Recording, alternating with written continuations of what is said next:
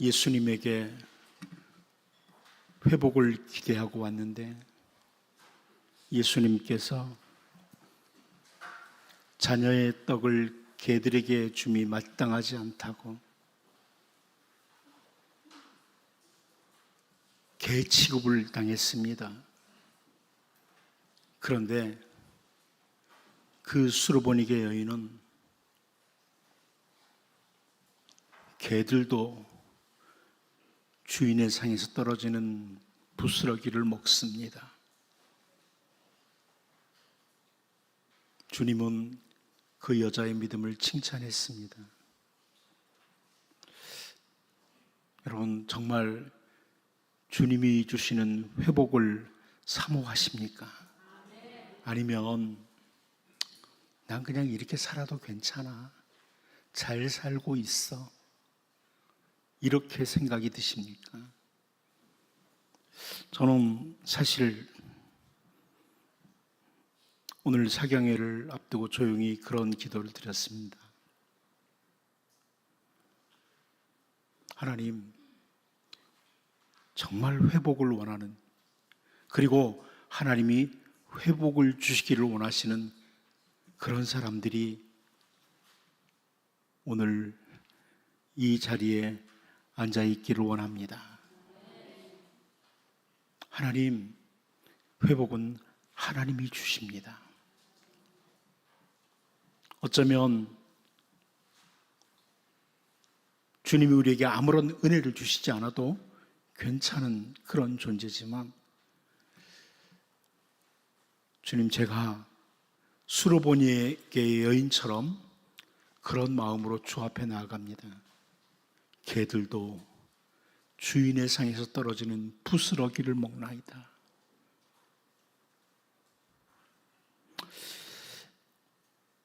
오늘 정말 하나님께서 여러분의 땅을 회복시켜 주시는 이 은혜가 있기를 바랍니다.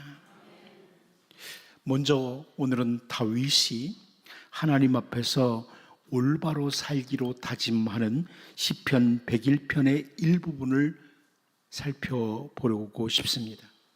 시편 101편 7절 말씀을 보면 거짓을 행하는 자는 내 집안에 거주하지 못하며 거짓말하는 자는 내 목전에 서지 못하리로다, 이렇게 말합니다. 자기가 머무는 삶의 자리, 자기에게 주어진 생애를 살아가는 동안에 거주하는 그 땅에 거짓을 행하는 자가 결코 거주하지 못하게 하겠다, 심지어 자기 목전에 거짓말하는 자가 서지 못하도록 하겠다, 이런 다짐입니다. 다윗의 다짐입니다. 8절도 보면 아침마다 내가 이 땅의 모든 악인을 멸하리니 악을 행하는 자는 여호와의 성에서 다 끊어지리로다, 이렇게 또 다짐을 합니다. 하나님이 주신 땅, 하나님의 백성들이 거하는 그 성에 악인들, 죄인들이 사라지도록 하겠다, 이런 다짐을 합니다. 물론 다윗이 이런 다짐을 했다고 해서 다윗의 삶의 자리에 어떤 악인도 어떤 거짓말하는 자도 없었고 다윗이라는 사람은 한 번도 죄를 짓지 않고 살았는가? 그런 것은 결코 아닙니다. 다윗의 주변에 여전히 악인들이 많이 있었고 다윗 자신도 말씀을 따라 걷지 못하고 너무나 자주 넘어지기도 했습니다. 그런데 왜 하나님께서 다윗을 그렇게 죽은 후에도, 다윗이 세상을 떠나고 세월이 흐른 뒤에도 다윗을 생각하셔서, 그래서 후손들에게까지 복을 주셨느냐? 성경을 묵상하다 보면 다윗에게 바로 이런 아름다운 다짐이 있어요. 이런 아름다운 다짐이 있습니다. 우리가 최소한 이런 다짐이라도 해야지 우리 땅이 좀 더 나아지지 않겠습니까? 그런데 여러분, 정직하게 여러분의 삶의 자리가 어떻습니까? 지금까지 여러분이 머무는 모든 삶의 자리는 어떠합니까? 먼저 여러분의 가정을 생각해 보십시오. 여러분 가정 정말 하나님의 백성이 머무는 은혜의 영역입니까? 맞습니까? 여러분의 가정이 하나님의 은혜의 영역입니까? 늘 하나님을 향한 기도가 있고 찬송이 끊어지지 않고 말씀이 살아서 역사하는, 그래서 은혜가 풍성한 땅, 하나님의 사랑이 머무는 그런 복된 땅이었습니까? 아니면 그저 잠을 자기 위해 억지로 들어오는 그런 정도의 역할을 하고 있지는 않습니까? 한 아이가 저에게 그런 말을 했습니다. 목사님, 저는 우리 집에만 들어가면 짜증이 나요. 혹시 여러분 자녀들이, 여러분 가족들이 집에만 들어오면 속이 상하고 짜증나는 그런 영역은 아닙니까? 여러분의 직장이나 여러분의 머무는 모든 자리 혹은 사람들과 만나는 그 자리는 어떻습니까? 우리의 모든 삶의 자리가 하나님의 사랑이 머무는 곳입니까? 하나님께서 주시는 풍성한 삶의 자리가 맞습니까? 아니면 늘 아픔과 고통을 견뎌야만 하고 가족들을 서로에게 넘어지도록 하는 그런 자리는 아닙니까? 저는 오늘 저녁에 땅의 회복에 대해서 말씀을 드리려고 합니다. 하나님께서 회복시키시는 땅의 회복, 우리의 모든 삶의 자리, 우리의 가정, 직장, 사업처, 친구들이나 모든 사람들을 만나는 그 모든 땅, 그 삶의 자리가 정말 하나님의 은혜로 회복되고 고쳐지고 온전하게 되는 이런 복된 땅이 되기를 바랍니다. 여러분, 먼저 우리가 오늘 본문을 살피기 전에 선지자 에스겔을 통해서 말씀하시는 이스라엘의 땅의 모습을 한번 보죠. 에스겔 36장 6절입니다.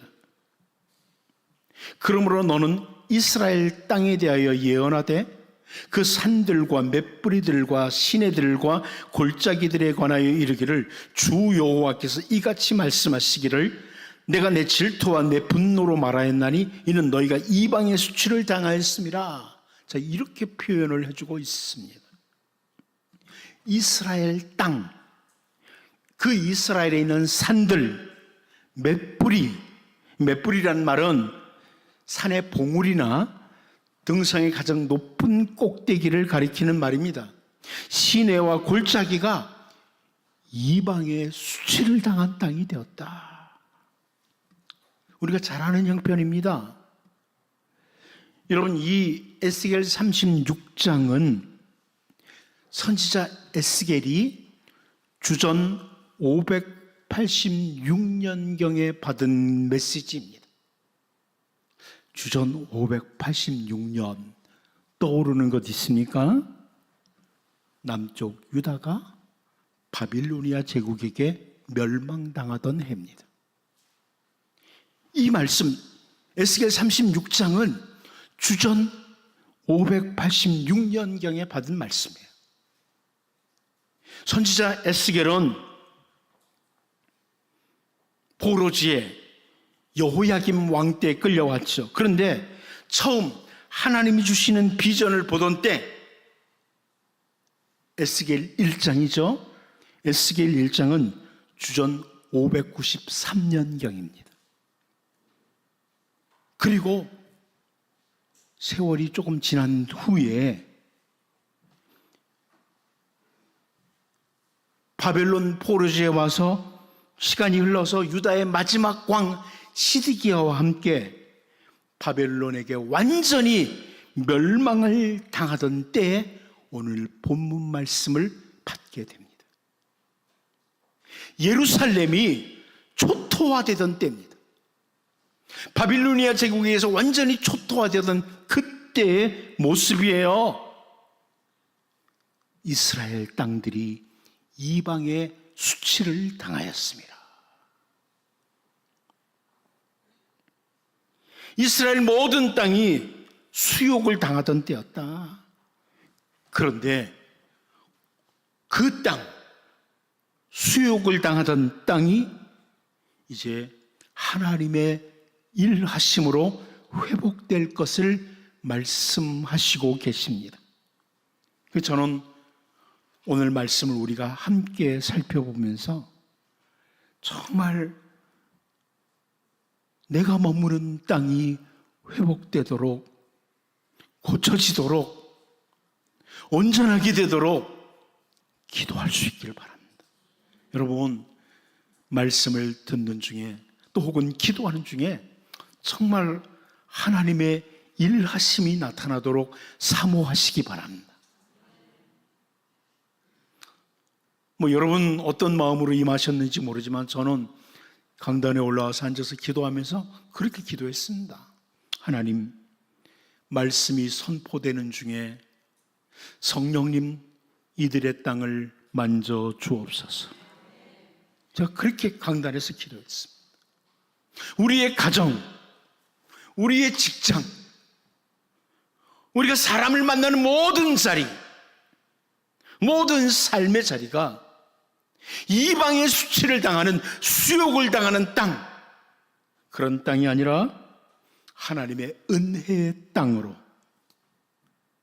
복 있는 사람들의 땅으로 회복되도록 하나님이 고쳐주시도록, 말씀을 들을 때 역사하시고 기도할 때 역사하시는 이런 귀한 시간이 될 수 있도록 하나님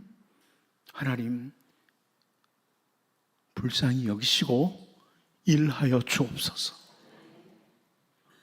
어쩌면 제가 머무는 모든 땅이 수욕을 당하고 있으면서도 그냥 아무렇지도 않은 채 라오디게아 교회 성도들처럼 그냥 괜찮아 이 정도면 착각하고 살지 않게 하시고, 정말 선지자 에스겔을 통해서 땅의 회복을 선포하셨던 것처럼 그 아름다운 회복의 역사가 내가 머무는 모든 땅에서 일어나게 하여 주옵소서. 사모하시고 기도할 수 있기를 바랍니다. 첫 번째는 열매 없는 땅, 열매가 있는 땅을 선지자 에스겔을 통해서 말씀해 주십니다. 우리 8절을 같이 한번 읽어보도록 하겠습니다. 같이 봅니다. 시작. 그러나 너희 이스라엘 산들아, 너희는 가지를 내고 내 백성 이스라엘을 위하여 열매를 맺으리니 그들이 올 때가 가까이 이르렀습니다. 이렇게 되기를 바랍니다. 이스라엘 백성들의 땅에, 그 산에서 나뭇가지들이 내어 뻗을 것이라는 겁니다. 그리고 그 백성들을 위해서 열매를 맺을 것이라고 이렇게 말씀하고 있습니다. 여러분, 우리의 삶의 자리에 열매가 맺히고 그것을 누릴 수 있는 것이 얼마나 큰 복인지 신명기 28장은 선포해주고 있습니다. 신명기 28장 38절을 보면 네가 많은 종자를 들에 뿌릴지라도 메뚜기가 먹음으로 거둘 것이 적을 것이며, 자, 이렇게 말씀을 합니다. 씨를 많이 뿌렸다고 되는 것은 아니지 않습니까?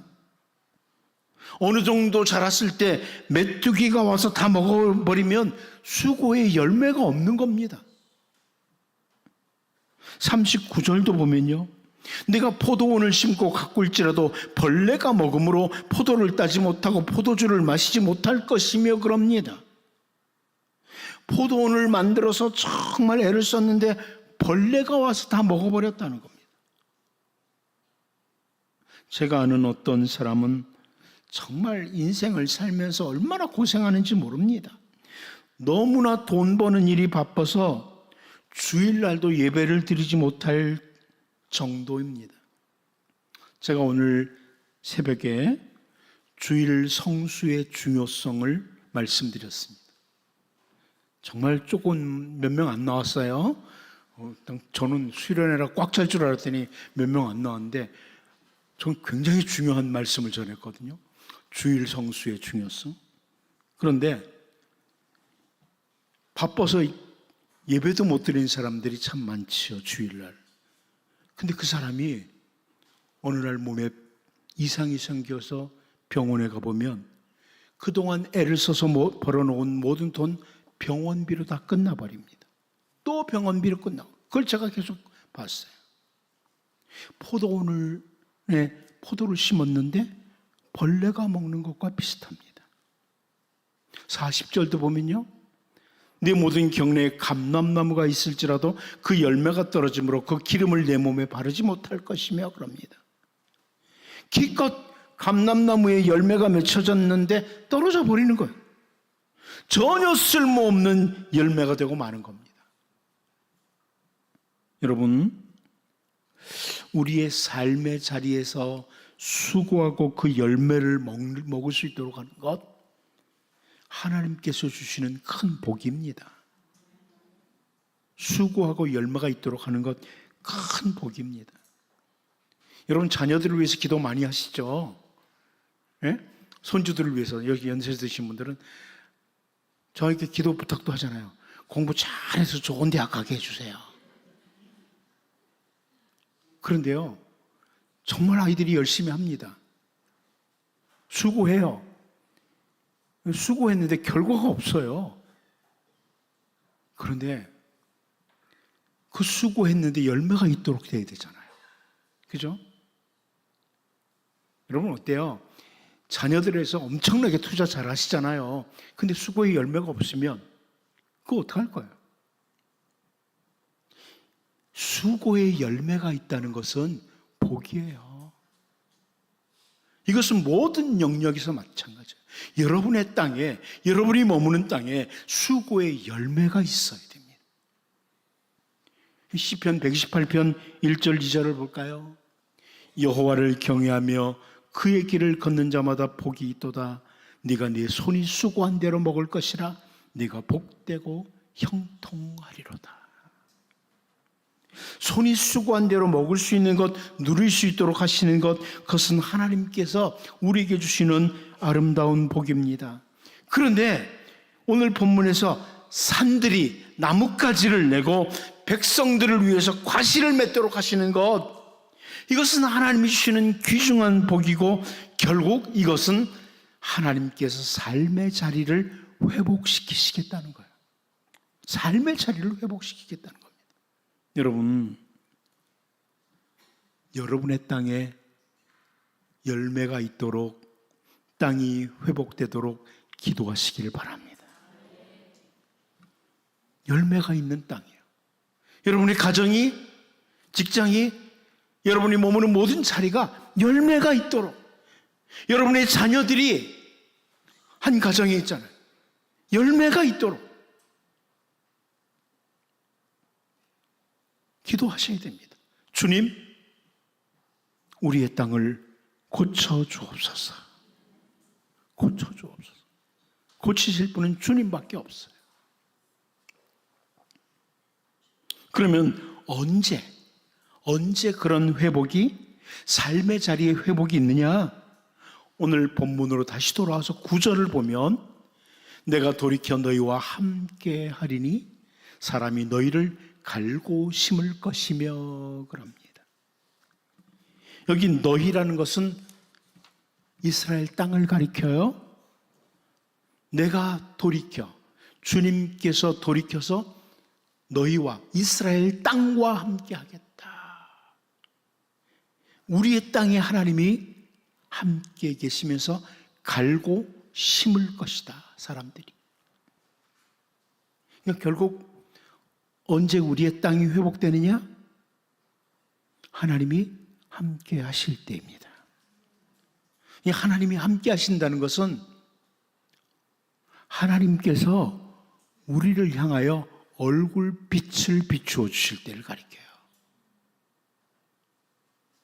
하나님이 약속대로 우리와 함께 계시지만 진노와 함께 계시면 안 되잖아요.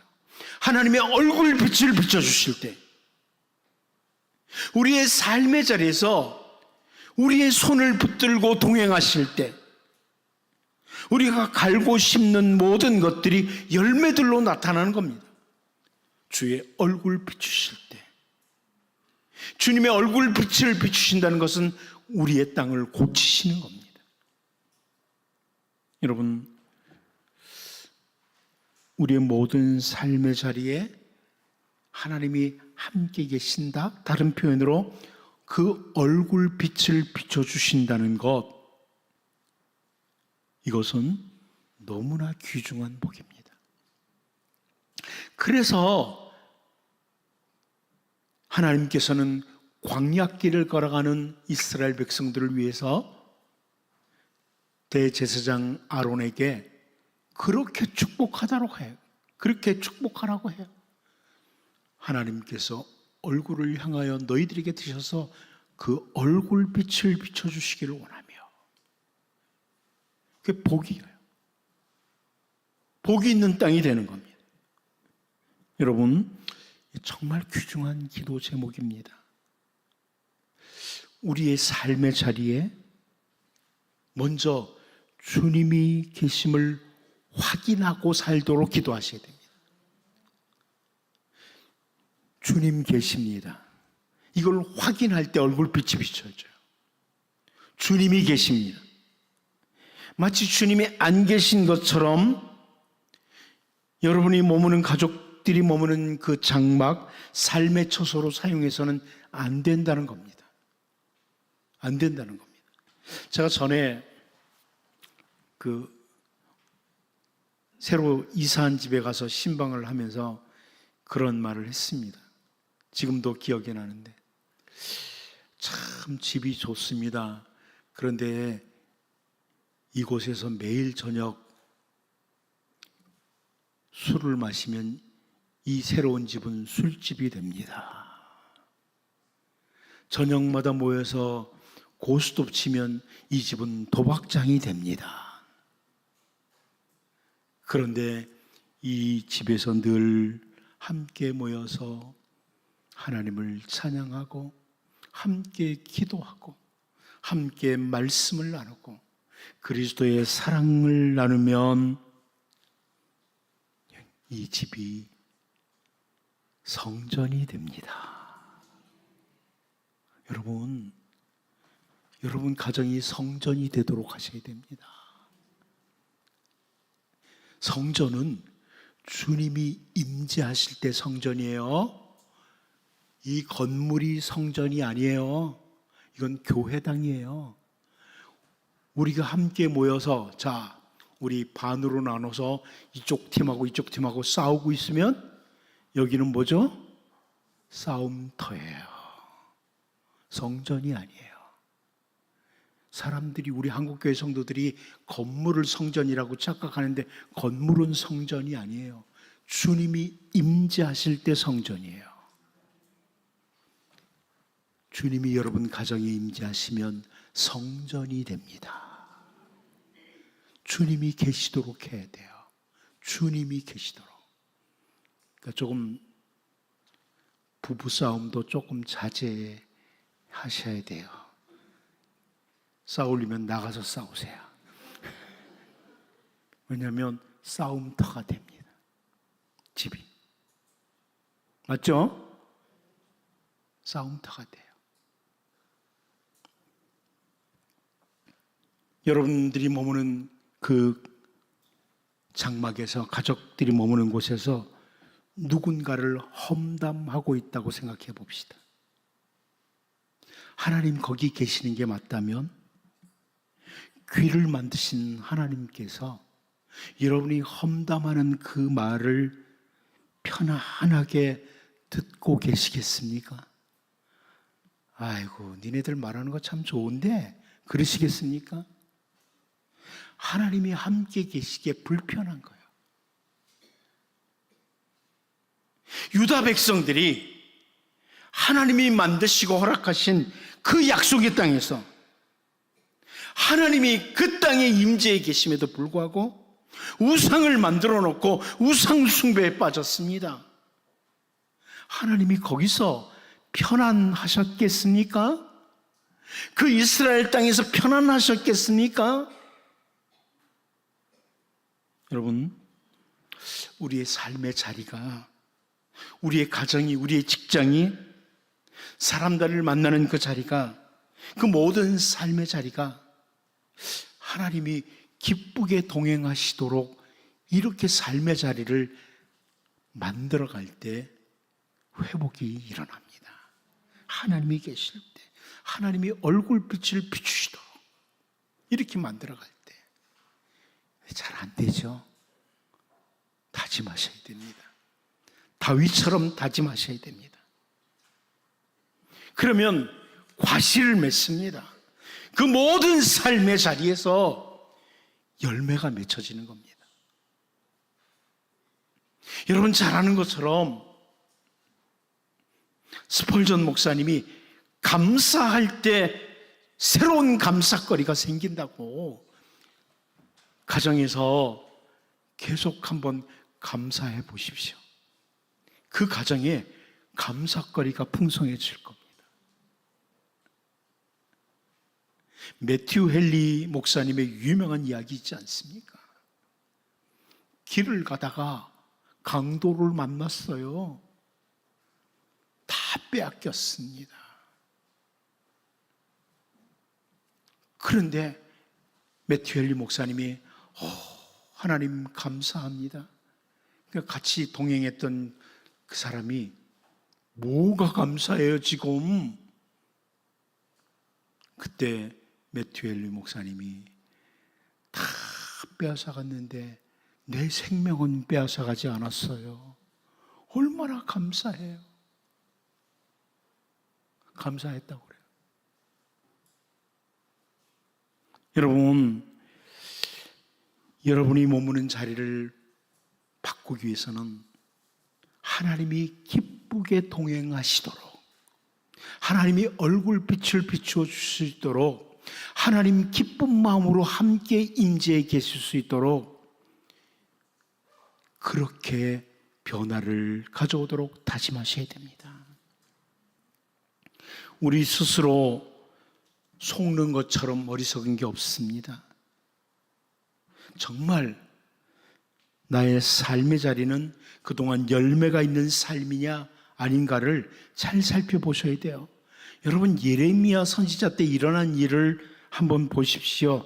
예레미야 44장 17절을 보면 이렇게 말합니다.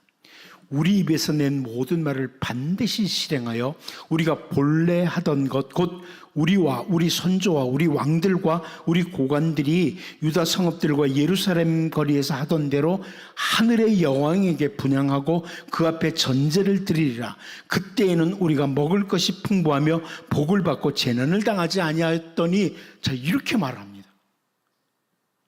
정말 어리석은 사람들의 판단이 여기 등장해요. 잘못 판단하는 거예요. 우리가 우상 숭배하는 일을 할 때는 식물이 풍성하고 복을 받아서 재앙이 없었다. 그런데 우상 숭배를 제거하고 나니까 고통이 찾아왔다. 이렇게 주장을 하는 어리석은 사람들입니다. 한마디로 자기를 정확히 바라보지 못하는 사람들. 여러분, 잘 자기를 실상을 보셔야 돼요. 우리의 삶의 자리를 정직하게 한번 돌아보셔야 됩니다. 내 삶의 자리를 정직하게 한번 돌아보셔야 돼요. 열매가 맺혀지고 있는 땅인가? 열매가 없는 땅인가? 그냥 먹고 사니까 좋은 땅, 괜찮은 땅, 이게 아니라는 겁니다. 하나님의 은혜가 머무는 삶의 자리인가? 하나님의 얼굴빛이 비치는 땅인가? 아니면 하나님께서 자기 곳으로 돌아가신 이런 삶의 자리인가를 보셔야 됩니다. 여러분, 정말 하나님께서 그 얼굴을 여러분에게로 향하여 두사 그 얼굴 빛을 비추심으로 아름다운 열매가 있는 땅, 은혜가 머무는 땅이 되도록 주를 사모하고 또 추구하며 기도할 수 있기를 바랍니다. 두 번째는 폐허가 된 땅, 번성하는 땅을 선지자 에스겔을 통해서 선포해주고 있습니다. 폐허가 된 땅과 번성하는 땅이라. 우리 본문 10절을 다시 한번 같이 읽어보겠습니다. 봅니다. 시작. 내가 또 사람을 너희 위에 많게 하리니 이들은 이스라엘 온 족속이라. 그들을 성읍들에 거주하게 하며 빈 땅에 건축하게 하리라. 일찍이 선지자 예레미야로 말미암아 선포하셨던 말씀 가운데 예레미야 4장 7절 말씀을 보면 사자가 그 수풀에서 올라왔으며 나라들을 멸하는 자가 나왔을 때 내 땅을 황폐하게 하려고 이미 그의 초소를 떠났은즉 내 성읍들이 황폐하여 주민이 없게 되리니. 자, 이렇게 말씀하셨습니다. 이스라엘의 범죄로 말미암아 땅이 폐허가 될 거라고,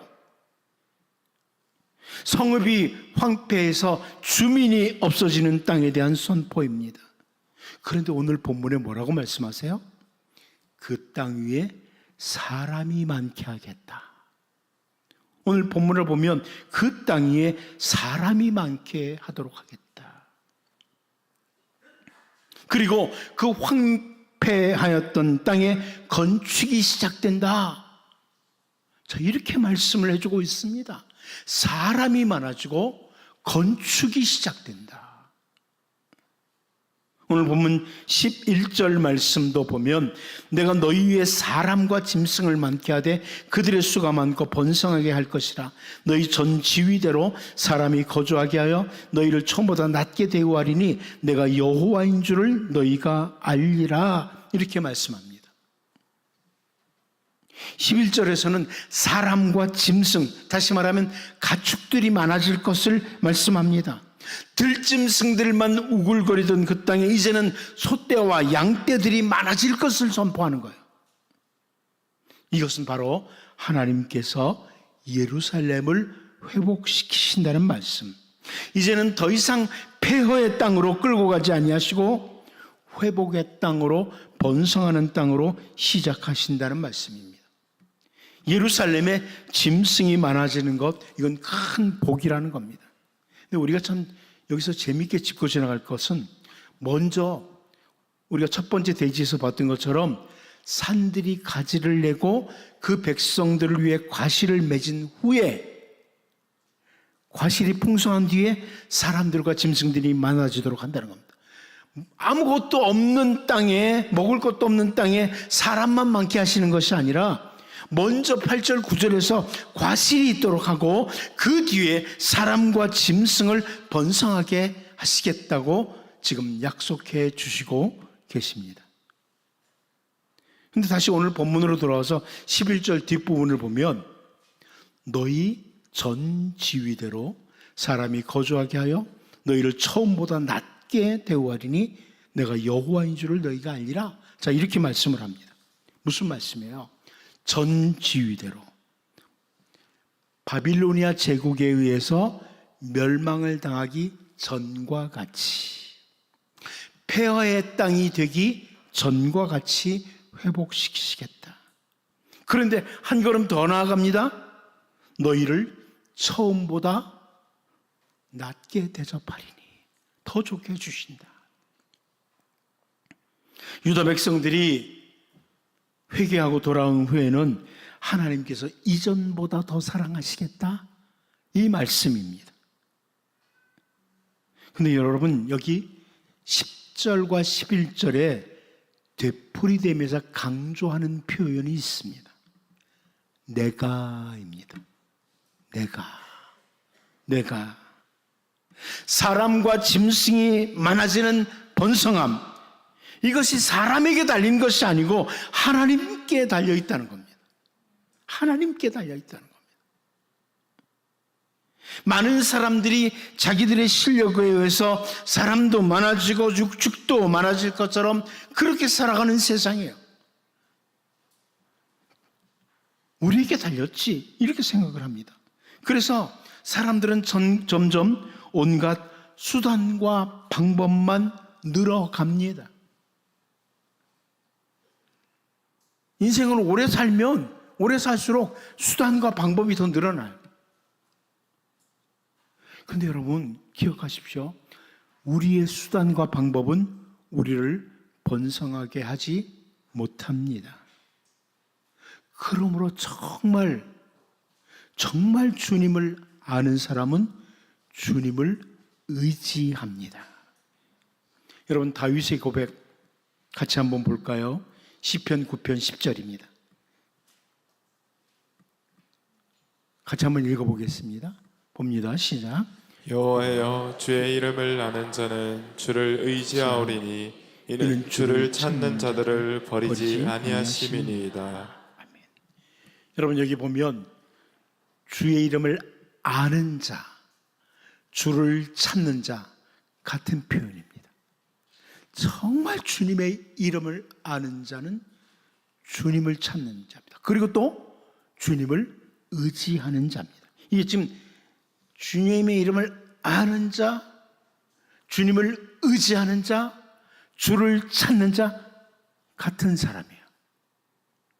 정말 주님의 이름을 올바로 아는 자를 가리킵니다. 정말 주님의 이름을 올바로 아는 자. 다시 말하면 성경이 단순히 지식에 불과한 사람이 아니에요. 성경 지식을 쌓은 사람을 말하는 게 아닙니다. 하나님은 어떤 분이시지 성경에 나타난 지식만 알고 있는 사람을 가리키는 게 아니에요. 여러분 잘 알다시피 이 안다는 단어는 히브리어의 야다라는 단어예요. 이 안다는 단어가 아브라함에게 사용됐습니다. 아브라함이 사라를 알매 사라가 잉태했다고 이렇게 나옵니다. 무슨 말이에요? 관계 문제입니다. 관계 문제예요. 하나님을 안다는 것은 하나님과 나와의 관계예요. 올바른 관계, 밀접한 관계예요. 이런 사람을 가리킵니다. 이런 사람은 주님을 의지한다. 무슨 말이에요? 주님께 의지한다는 말은 내 인생을, 내 삶을 맡긴다는 거예요. 아, 내가 안 되지. 주님이지. 주님을 올바로 아니까 주님께 맡기는 거예요. 그 표현은 다른 말로 간절히 주님을 찾는 자입니다. 주님을 찾는 자. 폐허의 땅, 들짐승들만 우글거리던 땅, 그 땅을 사람이 살만한 땅, 미래가 있고 소망이 있는 땅으로 바꾸실 분은 오직 하나님이십니다. 여러분, 여러분의 가정, 여러분의 땅이 미래가 있고 소망이 있도록 하기 위해서는 이걸 바꾸실 수 있는 분이 하나님밖에 없어요. 하나님밖에 없습니다. 하나님을 아셔야 됩니다. 하나님과의 친밀한 관계 속에 아셔야만 합니다. 그리고 하나님께 하나님 모든 것이 주의 손에 있사오니 주님께 맡깁니다. 진심으로 맡기셔야 됩니다. 전에 어떤 목사님이 그런 말을 했어요. 기도할 때는 맡겨요. 주님 믿습니다. 주님께 맡깁니다. 딱 기도하고 저기 교회당 문을 나가면서 다시 주세요. 제가 할게요. 이런다는 거. 자녀를 맡겨요. 주님 내 자녀 내 힘으로 안 돼요. 주님께 맡깁니다. 기도해요. 그리고 저기 문을 나가면서는 다시 주세요. 제가 해볼게요. 그리고 가져간다는 거예요. 여러분 참으로 땅이 바뀌기를 원하면, 정말 미래가 있고 소망이 있는 땅으로 바뀌기를 원하면 하나님밖에 없습니다. 주밖에 없습니다. 여러분 이제 이번 수련회가 진행되는 동안에 더 기도하시고 주님을 깊이 알도록 기도하시되 주님께 맡기는, 주님을 찾는 자들이 되어서 여러분이 머무는 모든 땅이 더 이상 폐허의 땅, 들짐승들이 우글거리는 이런 땅이 아니라 번성하게 하는 땅, 장래가 있는 땅, 소망 있는 땅으로 하나님께서 회복시키시고 고치시고 온전케 하시는 이 은혜가 있기를 바랍니다. 세 번째는 사람을 삼키는 땅, 하나님의 백성의 기업의 땅을 이제 선지자 에스겔을 통해서 말씀합니다. 사람을 삼키는 땅이 하나님의 백성의 기업의 땅이 된다고 말씀하세요. 12절 말씀 같이 한번 읽어보도록 하겠습니다. 봅니다. 시작. 내가 사람을 너희 위에 다니게 하리니 그들은 내 백성 이스라엘이라. 그들은 너를 얻고 너는 그 기업이 되어 다시는 그들이 자식들을 잃어버리지 않게 하리라. 하나님의 백성에게 그 땅이 기업이 되도록 하신다는 표현을 합니다. 자식을 잃어버리지 않도록 하는 땅이 되도록 한다는 겁니다. 계속해서 13절을 보면 주 여호와께서 이같이 말씀하셨느니라. 그들이 너희에게 이르기를 너는 사람을 삼키는 자요 내 나라 백성을 제거한 자라 하거니와. 그래요. 다시 너는 땅을 가리켜요. 이스라엘 백성들의 땅을 가리켜요. 이 땅은 사람을 삼키는 땅이야. 안 믿는 사람들도 그러더라고. 어떤 집에 이사를 갔는데 그 집에서 되는 일이 없어. 그러면 이 집 재수 되를 게 없는 땅이야 그러잖아요. 그럼 비슷한 표현이에요. 너희가 살고 있는 땅이 사람을 삼키는 땅이다. 네 나라 백성을 제거하는 땅이다. 자, 이렇게 표현을 해주고 있습니다. 14절 말씀도 계속 보면요, 네가 다시는 사람을 삼키지 아니하며 다시는 네 나라 백성을 제거하지 아니하리라. 주 여호와의 말씀이니라. 자, 이렇게 말씀합니다. 사람을 삼키던 땅에서 이제는 기업의 땅, 하나님이 주시는 기업의 땅이 되도록 하신다는 이런 의미의 말씀이에요. 하나님께서 땅을 바꾸시겠다는 겁니다. 여러분이 세상 사람들처럼 나 이 집에 이사 와서 되는 게 없어, 그 땅을 바꾸시겠다는 거예요. 와, 수련회 이후에 되는 일이 많아, 이렇게 말이죠. 예? 그렇게 되기를 바랍니다.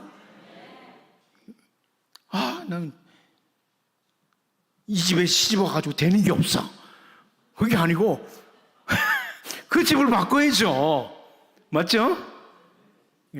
여성도들 너무 이렇게 시댁 원망하지 마세요.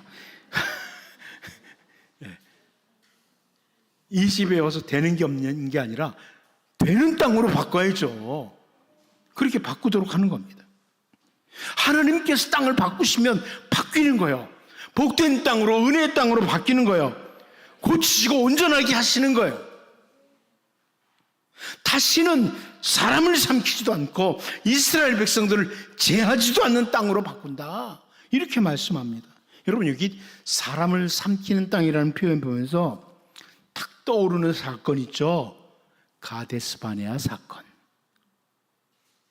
하나님을 신뢰하지 않고 원망과 반역을 하던 가데스 바네아 사건. 12명의 정탐꾼들 중에 여호수아와 갈렙을 제외한 10명의 정탐꾼들이 그 땅에 대해서 뭐라고 악평을 했습니까? 민수기 13장 32절을 보면 이스라엘 자손 앞에서 그 정탐한 땅을 악평하여 이르되 우리가 두루 다니며 정탐한 땅은 그 거주민을 삼키는 땅이요 거기서 본 모든 백성은 신장이 장대한 자들이며, 이렇게 말했습니다. 그 땅, 거기 사는 사람 삼키는 땅이라는 겁니다. 하나님께서 허락하신 그 약속의 땅에 대해서 그 거주민을 삼키는 땅이라고 해요. 왜 이 사람들이 그 땅을 거주민을 삼키는 땅이라고 말을 했습니까? 그곳에는 거대한 안악자손들이 자리를 잡고 있다는 말을 합니다. 워낙 그 땅이 기름진 땅이라서 힘 있는 자들이 늘 침범을 하고 그곳에 사는 사람들을 삼키는 땅이라, 이런 말입니다. 땅이 좋으니까 자꾸 힘 있는 자들이 와서 그 사람들 죽인다는 겁니다. 그런데 여러분 기억하십시오. 하나님의 말씀인 성경을 통해서 분명히 보여주는 것이 있습니다. 안악자손이 살고 있기 때문에 사람을 삼키는 땅이 되는 것이 아니라, 워낙 기름진 땅이기 때문에 사람을 삼키는 땅이 아니라, 하나님의 말씀을 떠날 때 그 땅은 사람을 삼키는 땅이 되고 맙니다. 말씀을 떠날 때.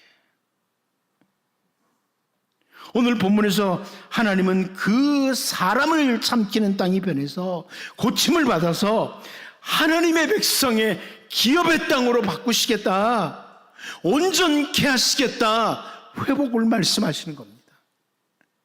회복을 말씀하시는 겁니다. 여러분, 같은 땅인데 삼키는 땅이 되기도 하고 기업의 땅이 되기도 합니다. 같은 땅, 같은 삶의 자리가 나를 망하도록 하는 땅이 되기도 하고, 같은 땅, 같은 삶의 자리가 나를 풍성하게 하는 그런 땅이 되기도 합니다. 같은 홍해바다였습니다. 같은 홍해바다였는데 애국 군사들에게는 죽음의 자리가 되었습니다. 이스라엘 백성들에게는 길이길이 찬양하고 기뻐하는 은혜의 장소가 되었습니다. 그러므로 여러분, 우리의 삶의 자리가 우리를 삼키는 삶의 자리가 아니라 기업의 자리가 되도록 기도하셔야 됩니다. 모든 게 마찬가지예요. 여러분이 가정이든 직장이든 어떤 땅이든, 하나님, 나에게 주신 이 땅이 나를 삼키는 땅이 아니라 기업의 땅이 되기를 원합니다.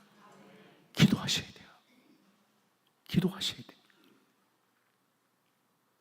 우리의 삶의 자리에서 만나는 모든 것들, 모든 사람들이 우리의 삶의 자리는 삼키는 이런 곳이 될 수도 있고, 반대로 우리의 기업의 자리가 될 수 있다는 것, 이게 말씀의 약속이에요.